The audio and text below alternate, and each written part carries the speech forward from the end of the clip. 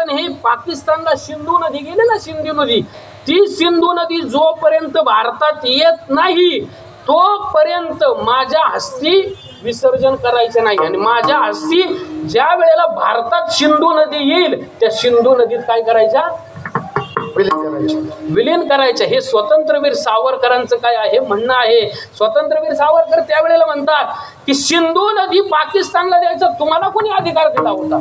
तो अधिकार तर काय तुम्ही सर्वसामान्य जनलोकाला विचारलं का? नाही विचारलं. त्याच्यामुळे काय देशावर प्रेम होतं स्वतंत्रवीर सावरकरांचं. स्वतंत्रवीर, आता ऐका, क्रांतीवीर साताऱ्याचं आहे की कोणी? क्रांतीवीर नानासिंग पाटील. कोण? नानासिंग पाटील. अहो त्यानं पत्री सरकार निर्माण केलं. काय करायची, इंग्रज दिसले जसे बैलाला पत्री ठोकतील का तसे इंग्रजाच्या पायावर ती काय करायची, पत्री ठोकायचं काम करायचे. कोण? नानासाहेब पाटील, क्रांतीवीर नानासिंग पाटील. आणि काय झालं महाराज पहा बरं का, आता आळंदीचं एक शिंपी, आता क्रांती ती करारी माणसं होती तो, आणि शिंपी देखील काय होता, आता काही गावात अशी माणसं असतात कॉन्फिडन्स जादा असतो आणि अनुभव कमी असतो. काही माणसाला काय कॉन्फिडन्स, मी ते करून टाकणार, पण तिथं गेलं का हातपाय गळत येतो.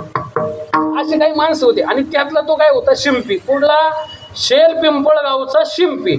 असं म्हटल्यानंतर तो नानाकडे गेला. आणि नानाकडे गेल्यानंतर नानालाच विचारलं, क्रांतीवीर नानासिंग पाटील कोण आहेत? नाना म्हणले, कोण रे तू? तो म्हणला, मी शिंपळगावचा पिंपी. काय म्हणला? पिंपी.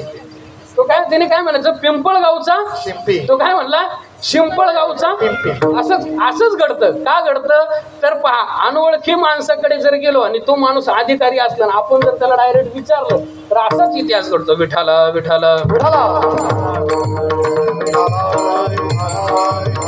काय झालं पहा, एकदा कोल्हापूरचे छत्रपती शाहू महाराज येणार होते. आणि येणार असल्या कारणामुळे काय झालं तर संपूर्ण तयारी करून ठेवली. परंतु सतरंजी आथरायचं काम एका सेवकाकडे दिलं होतं. आणि दिल्यानंतर काय झालं, राजा आले.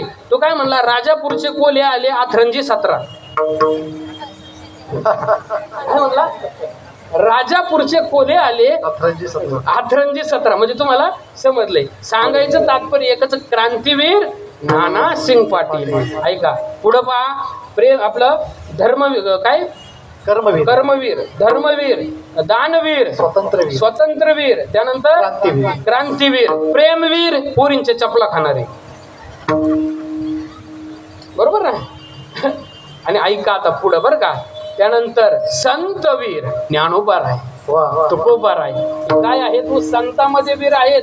वीरत्व कोणाला म्हणायचं तर ज्यांनी या जगामध्ये जगा वेगळं कार्य करून दाखवलंय त्यांना काय म्हणायचं.